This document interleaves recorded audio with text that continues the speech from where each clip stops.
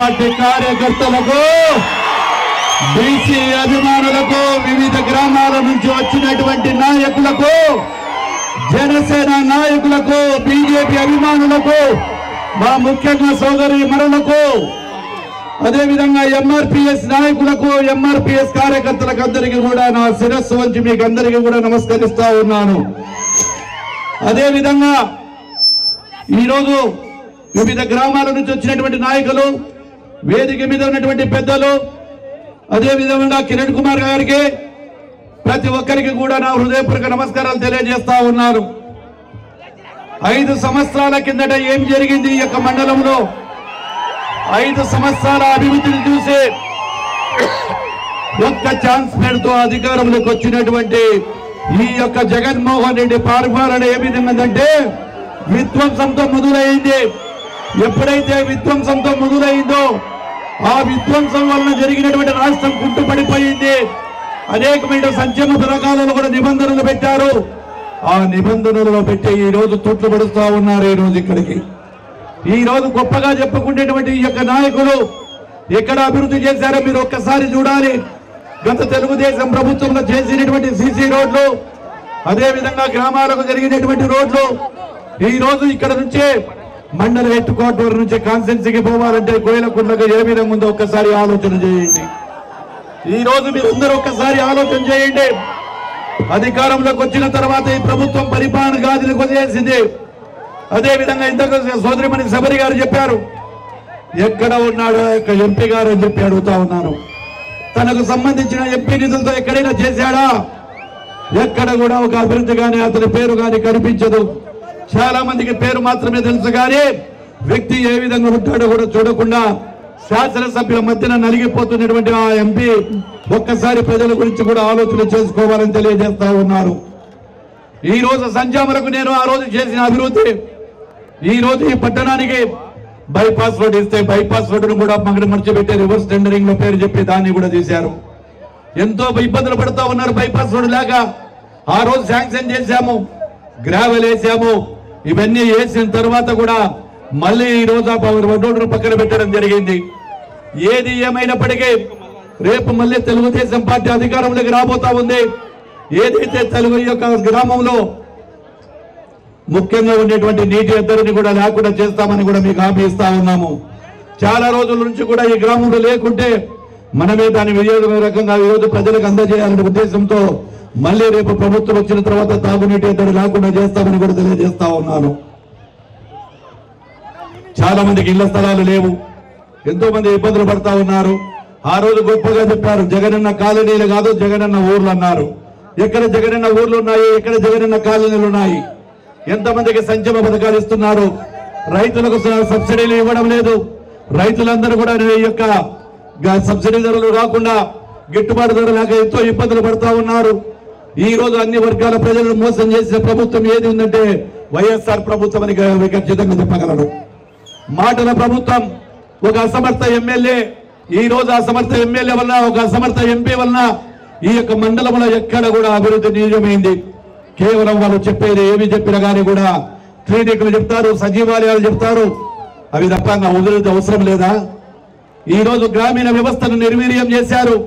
గ్రామాలలో ఎక్కడికి పోయినా కానీ మురుగు పారుతా ఉంది. ఆఖరికి సర్పంచ్ వ్యవస్థను సర్వనాశనం చేసి వాళ్ళ నిధులు కూడా పక్కకు పంపేయడం జరిగింది. ఈ రోజు మైనార్టీ సోదరులందరికీ ఒకటే కోరుకుంటా ఉన్నా, సోదరులారా మీరు ఆలోచన చేయండి. గత ప్రభుత్వంలో మైనార్టీలకు లోన్లు ఇవ్వడం జరిగింది, రంజాన్ తోఫా ఇవ్వడం జరిగింది, షాదీకి వాళ్ళకు ముబారక్ వాళ్ళకు కూడా ఇవ్వడం జరిగింది. అదేవిధంగా పేస్మాంలకు, ఇమాంలకు, మసీదులకు కూడా ఇచ్చిన ప్రభుత్వం ఈ యొక్క తెలుగుదేశం ప్రభుత్వం. ఈ రోజు కేవలం మేము ఎన్డీఏలో ప్రజల కోసం, రాష్ట్ర భవిష్యత్తు కోసం బీజేపీ ఎన్డీఏలో చేరితే దాన్ని కూడా రాజకీయం చేస్తా ఉన్నారు. ఇప్పుడు అదే ఎన్డీఏకు సంబంధించిన ఈ యొక్క వైఎస్ఆర్ పార్టీ వాళ్ళు చెప్తా ఉన్నారు. ఇదే వాళ్ళ మంత్రి కూడా చెప్పడం జరిగింది, మేము కూడా బీజేపీతోనే ఉన్నాము గతంలో నుంచి కూడా చెప్పడం జరుగుతూ ఉంది. మీరందరూ ఒక్కసారి ఆలోచన చేయండి. రేపు అధికారంలోకి వస్తే, ఎన్డీఏ ప్రభుత్వం వస్తే కేంద్ర నిధులతో మన గ్రామాలే కాదు, మన యొక్క నీటిపారుదల శాఖను కానీ ఇంకా ఏదైనా గ్రామీణ వ్యవస్థను కానీ కావాలంటే కేంద్ర ప్రభుత్వం అండదండలు ఉండాల్సిన అవసరం ఉంది. కాబట్టి ఈ రోజు మన యొక్క దూరపు ఆలోచనతోనే మన చంద్రబాబు నాయుడు గారు వారిని తీసుకోవడం జరిగిందని కూడా తెలియజేస్తా ఉన్నారు. అదే విధంగా ఈ రోజు ఈ యొక్క సూపర్ 6 పథకాలు ప్రజల్లోకి తీసుకెళ్లాలి సోదరులందరూ కార్యకర్తలు. ఏదైతే మన గ్రామంలో ఈ రోజు గ్యాస్ సిలిండర్లు కొనడానికి కూడా శక్తి లేనటువంటి పరిస్థితి ఉంది. అదే విధంగా గ్యాస్ సిలిండర్ ఈ రోజు 3 సిలిండర్లు ఫ్రీగా ఇస్తామంటున్నాం మన ప్రభుత్వం వచ్చిన వెంటనే. అదే విధంగా ఆర్టీసీ ఛార్జీలు మోయలేకుంటున్నాం.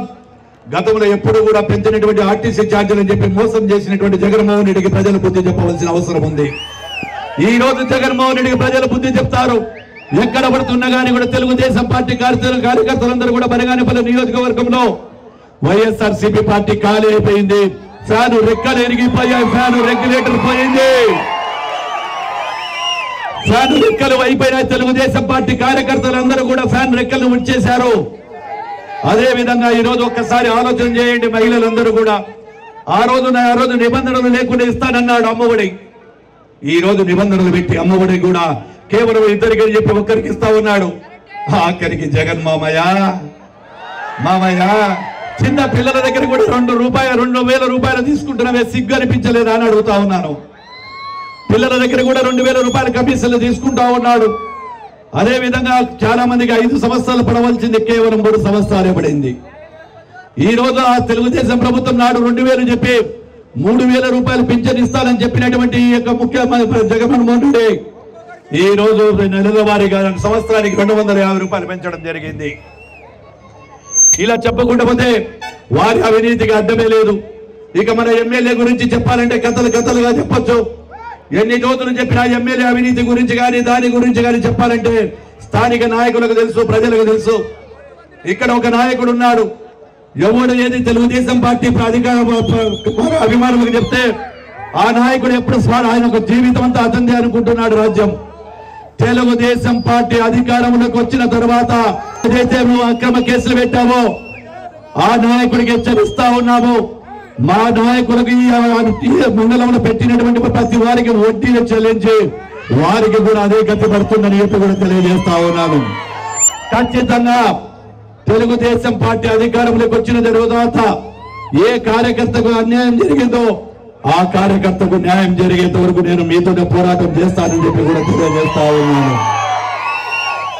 అదే విధంగా మన సూపర్ 6 పథకాలన్నింటినీ కూడా ప్రజల్లోకి తీసుకెళ్ళండి దయచేసి. ఈ రోజు మనకు 18 ఏళ్ల వయసు మొదలుకొని 60 ఏళ్ల వయసులో ఉన్న వారికి ఇంట్లో అత్త ఉంటే అత్త, కోడలు, కూతురు ముగ్గురికి కూడా 18,000 రూపాయల ప్రకారం ప్రతి సంవత్సరం ఇవ్వడం జరుగుతుంది. ఇంటింటికి కుళాయిలు ఇవ్వడం జరుగుతుంది. రైతులకు గిట్టుబాటు ధర ఇస్తాము, ఇసుక ఫ్రీ ఇస్తాము.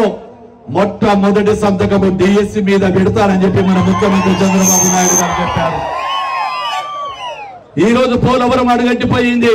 రాజధాని లేని నగరం ఏం లేదు. మన పేరు చెప్పుకోవడానికి సిగ్గుపడతా ఉన్నాము. అదేవిధంగా ఇసుకను కూడా ఫ్రీగా ఇస్తామని చెప్తా ఉన్నాము. ముఖ్యంగా మన అవ్వాతాతలకు ఈ రోజు చంద్రబాబు గారు ఒక వరం ఇచ్చారు.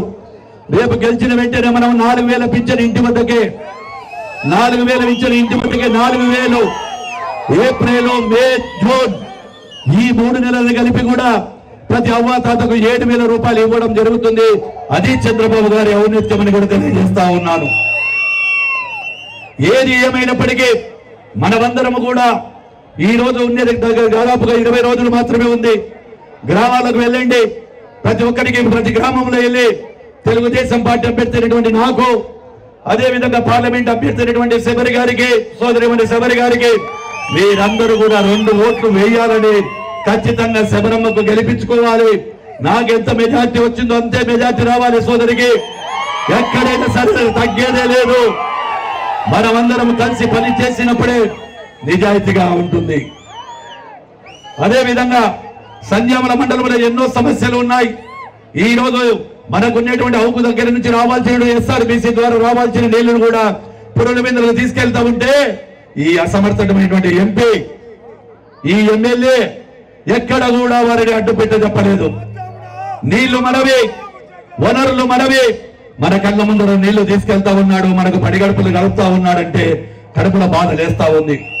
నేను ఎమ్మెల్యేగా ఉన్నప్పుడు మిగులు జలాలు మాత్రమే పులివెందులకు తీసుకెళ్లాలి, మాకు స్థానికంగా ఉండేటువంటి మా యొక్క నీళ్లను నిల్వ ఉంచాలి. అటువంటిది ఈ రోజు ఆఖరికి అవుకు రిజర్వాయర్ను ఖాళీ చేసి ఎండిపోయే పరిస్థితి తీసుకొచ్చిన ఈ అసమర్థమైన ఎమ్మెల్యేలకు, రైతు సోదరులు, భూమి ఉన్న ప్రతి ఒక్కరు కూడా మీరు చెప్పాలని చెప్పి తెలియజేస్తూ, అదేవిధంగా వర్షం ఎక్కువైనా ఇంతసేపు నిలబడుతా ఉన్నారంటే అది బీసీ మీద అభిమానం, తెలుగుదేశం పార్టీ కార్యకర్తల అభిమానం. వర్షం కాదు, పిడుగులు పడినా కదలరు. కదులుతామా, ఉందామా? వానదేవుడు కూడా ఈ రోజు మా ఇద్దరికి స్వాగతం చెప్తా ఉన్నాడంటే అది మీ ప్రజల ఆశీర్వాదం. ప్రజల ఆశీర్వాదం. చల్లని చూపుతో వానదేవుడు స్వాగతం పలికాడు. మీరందరూ కూడా పలికారు. ఖచ్చితంగా కూడా మళ్ళీ రేపు రాబోయే కాలంలో ప్రతి ఒక్కరు కూడా ఇంటింటికి తిరిగి సూపర్ 6 పథకాలు, అదే విధంగా ఏదైతే ఈ యొక్క వైఎస్ఆర్ పార్టీ వారి అసమర్థత చేసినటువంటి దౌర్జన్యాలు, ప్రభుత్వ వైఫల్యాలు ప్రజల్లోకి తీసుకెళ్లాలని తెలియజేస్తూ ఈ కార్యక్రమానికి వచ్చినటువంటి వివిధ గ్రామాల నుంచి వచ్చినటువంటి తెలుగుదేశం పార్టీ కుటుంబ సభ్యులకు, కార్యకర్తలకు, వివిధ నాయకులకు, సోదరీమణులకు, అదేవిధంగా పత్రికా విలేకరులకు, పోలీస్ సిబ్బందికి కూడా శిరస్సు నుంచి మరొక్కసారి మీ దగ్గర సెలవు తీసుకుంటున్నాను. జై హింద్, జై తెలుగుదేశం, జై చంద్రబాబు. ఒక్క నిమిషం మా. అదేవిధంగా ఇక్కడ మైనార్టీ సోదరులు కూడా ఏదైనా మా యొక్క ఇక్కడ తగినట్టు ఒక షాజీఖాన్ కూడా అడగడం జరుగుతూ ఉంది, పైన అప్పీల్ చేస్తా ఉన్నారు. ఖచ్చితంగా కూడా ఈ సంజామల మండలం హెడ్ క్వార్టర్లో షాజీఖాన్కు నేను వేసిన మాట. అదేవిధంగా ఏదైతే శ్మశానానికి సంబంధించినవి కానీ ఇంకా ఏ కమ్యూనిటీకి సంబంధించినటువంటి కూడా వారికి అందుకే కూడా వారి సౌలభ్యం కోసం కూడా పైన పనులు చేస్తామని చెప్తూ ఇక్కడికి వచ్చినట్టు అందరికీ కూడా మరొక్కసారి, అదేవిధంగా జనసేన నాయకులకు అందరికీ కూడా మరొక్కసారి ధన్యవాదాలు తెలియజేస్తూ సెలవు తీసుకుంటున్నాను. జై హింద్, జై తెలుగుదేశం, జై చంద్రబాబు నాయుడు, జై లోకేష్ బాబు.